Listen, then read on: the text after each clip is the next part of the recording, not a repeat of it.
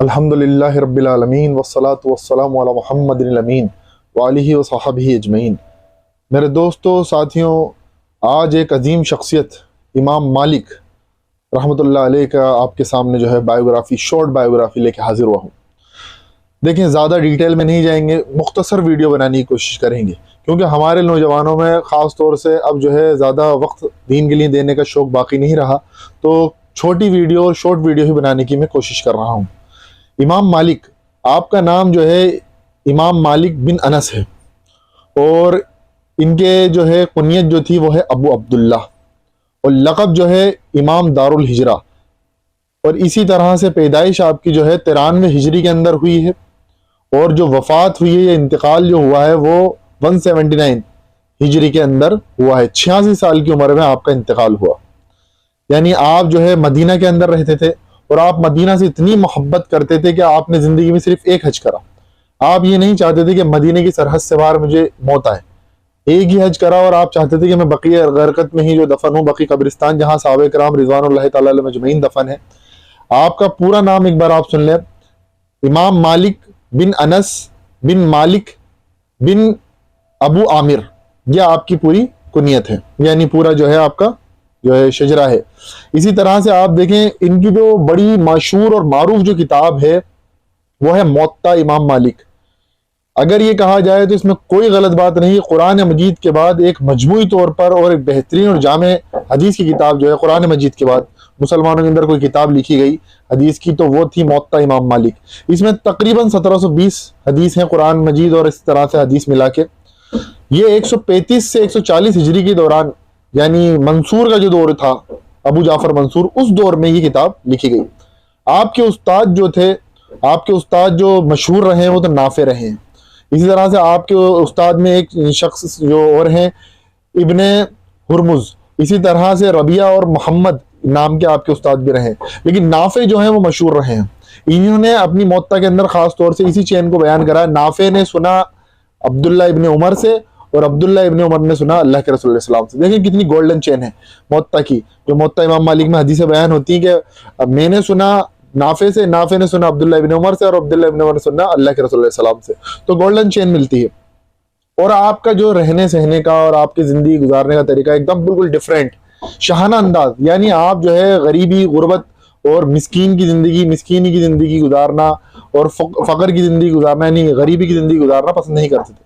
आपका बेहतरीन आप लिबास पहना करते थे, आप बेहतरीन जो है इत्र खुशबू लगाया करते थे, आपकी सवारी भी बेहतरीन थी और आपका एक अपना प्रोटोकॉल था पूरा। आप जो है एक आलिम को ये चाहते थे कि आलिम जो है बादशाह से ज्यादा शाहाना दिखना चाहिए, यानी बादशाह से ज्यादा उसकी जो है ना पर्सनैलिटी ज्यादा रौबदार होनी चाहिए बादशाह के मुकाबले में।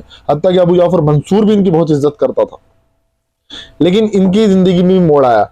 हर आलिम की जिंदगी में मोड़ आता है, हर इंसान की जिंदगी में मोड़ आता है कि उसको इस्तिकामत दिखाने का वक्त होता है। जिस तरह से इमाम अबू हनीफा के ताल्लुक से हम जान चुके हैं, इसी तरह से इनके ताल्लुक से भी आपके सामने बात रखनी है। तोहफे तवाइफ लेते थे, यानी तोहफे तहाइफ जो होते हैं, यानी वो अपने बादशाहों इनको देते थे, वो लिया करते थे। लेकिन अब इनके शागिर्दों को मना कर देते थे। शागिर्द कहते थे उस्ताद आप तो लेते हैं और हमें आप मना कर देते हैं। तो उन्होंने कहा कि मैं तोहफे लेने के बाद भी बादशाहों की जुबान नहीं बोलता, बादशाहों की मर्जी के मन मर्जी के फतवे नहीं देता। तुम तोहफे लेने का तुम में वो इस्तिकामत नहीं कि तुम बादशाहों की मुखालफत कर सको। मैं तोहफे लेने के बाद भी उनकी मुखालफत करता हूँ। तो खुद तोहफे तहाइफ लिया करते थे लेकिन मना कर देते थे अपने उस शागिर्दों को। बनु अब्बास का दौर जब आया 132 हिजरी के दौरान, तो उसके बाद बनु अब्बास जो थे ये इस तरह की बेत लिया करते थे कि इनकी बेत लेने का एक तरीका था। जब बनु उमैया का दौर खत्म हुआ, बनु अब्बास का दौर आया, तो बनु अब्बास ने बेत लेने का जबर वाली बेत लेना शुरू करी। यानी तुम बेत लो जबरदस्ती। पहले तो बेत ली गई, फिर उसके बाद बेत के ऊपर शर्त ये लगा दी अगर तुमने बेत तोड़ी तो तुम्हारी बीवी को तुम पर 3 तलाक दे दी। बीवी को तुमने 3 तलाक दे दी, तुम्हारी बीवी को 3 तलाक हो गई। देखो कितना बड़ा मसला। इसी तरह से तुम्हारे सारे गुलाम आजाद, तुम्हारा सारा माल जो है वो सदका, और तुम्हें बैतुल्लाह का हज और करना है पैदल। तो इतना बड़ा मामला इन्होंने डाल दिया। उम्मत मुस्लिमा जकड़ गई इस मामले के अंदर। पिछली वीडियो इमाम अबू हनीफा रहमतुल्लाह अलैह के ताल्लुक से और ज़ैद इब्ने अली ज़ैनुल आबिदीन वाली जो वीडियो, ज़ैद इब्ने अली ज़ैनुल आबिदीन वाली वीडियो बनाई, उसको भी देखें, आपकी बात समझ में आएगी। जब मोहम्मद नफ्स ज़किया और इब्राहिम खड़े हुए, इब्राहिम इब्न अब्दुल्ला दोनों भाई जब खड़े हुए, मोहम्मद नफ्स ज़किया हिजाज में और इब्राहिम जो है बसरा के अंदर यानी कूफा के आसपास बसरा में, यहाँ जब खड़े हुए तो लोग ये कश्मकश में थे कि अगर हम बेत तोड़ते हैं अबू जाफर मंसूर की, जो कि दूसरा बादशाह था बनु अब्बास का, तो हमारी बीवियों को 3 तलाक हो जाएगी, हमारा सारा माल सदका हो जाएगा, हमारे गुलाम आज़ाद हो जाएंगे और हमें पैदल हजूर करना पड़ेगा बैतुल्लाह का, और जो बादशाह सजा देगा वो अलग मसला है। तो करें क्या? तो इस पर इमाम मालिक से लोग फतवा लेने आते थे। इस पर वो फतवा दिया इमाम मालिक ने, जबर की कोई तलाक नहीं होती। ये है पूरी असल में स्टोरी। तो इमाम मालिक रहमतुल्लाह अलैह ने कहा कि ये कोई जबर की कोई तलाक नहीं होती, कोई इसी तरह से जबर की कोई बेद भी नहीं होती, ये कोई मामला नहीं है, सब बातें छोड़ो और मोहम्मद नफ्स ज़किया का और इब्राहिम का साथ दो। इस पर जो है फतवा देने की वजह से अबू जाफर मंसूर ने जो है अपना एक गवर्नर लगा रखा था मदीना के अंदर, क्योंकि आप मदीना में मुकीम थे, तो मदीना में गवर्नर जो था उसका नाम भी जाफर ही था, वो आपका रिश्तेदार ही था, मतलब अबू जाफर मंसूर का रिश्तेदार ही था। तो अबू जाफर मंसूर के रिश्तेदार जाफर ने जो है ना इमाम मालिक को प्रेशराइज करना शुरू करा कि आप इस फतवे से रुजू करें। उन्होंने कहा मैं नहीं करूंगा, कितना भी अब तुम जोर डाल लो इस फतवे से मैं पीछे नहीं हटूंगा। लेकिन इमाम जाफर वो इमाम मालिक पर जो है बहुत जोर डाला गया, लेकिन अबू जाफर मंसूर की और जाफर की कोई बात नहीं मानी इमाम मालिक ने। उनको कोड़े मारे गए, बहुत पीटा गया, हत्ता कि आपके दोनों बाजू उखाड़ दिए गए, यानी आप पूरी तरह से हाथ नहीं उखाड़े थे, यानी ऐसे हाथ उखाड़ दिए गए शानों से कि आप जो है ना हाथ बांध के नमाज भी नहीं पढ़ पाते थे। आप जो है क्या नाम से अपना पजामे का जो कमरबंद है वो भी नहीं बांध पाते थे, आपकी हालत ऐसी हो गई थी। इसी वजह से इमाम मालिक के ताल्लुक से कुछ लोग कहते हैं कि उनको हाथ छोड़ के नमाज पढ़ने के कायल थे।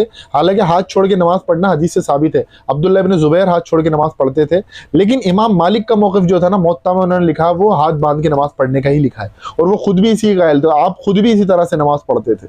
लेकिन जब आपके शानों से बाजू उखड़वा दिए गए उसके बाद आप हाथ छोड़ के नमाज पढ़ते थे, मजबूरी थी आपकी।